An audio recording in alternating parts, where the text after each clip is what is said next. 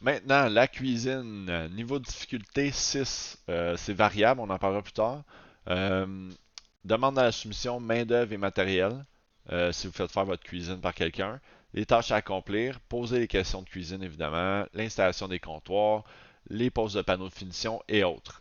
Euh, c'est là que j'arrive avec mon niveau de difficulté, là, c'est très variable. Une cuisine IKEA, là, de type IKEA, c'est une des meilleures options pour les débutants.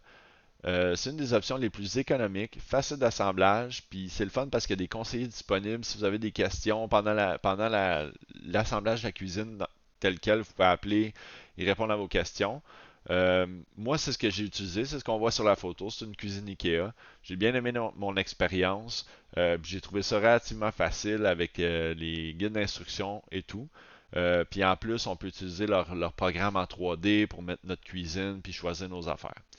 Euh, c'est sûr que si vous voulez une cuisine sur mesure, avec exemple un garde-manger walk-in intégré avec un panneau de cuisine, ça vous prend un spécialiste cuisiniste, ébéniste qui va faire ça.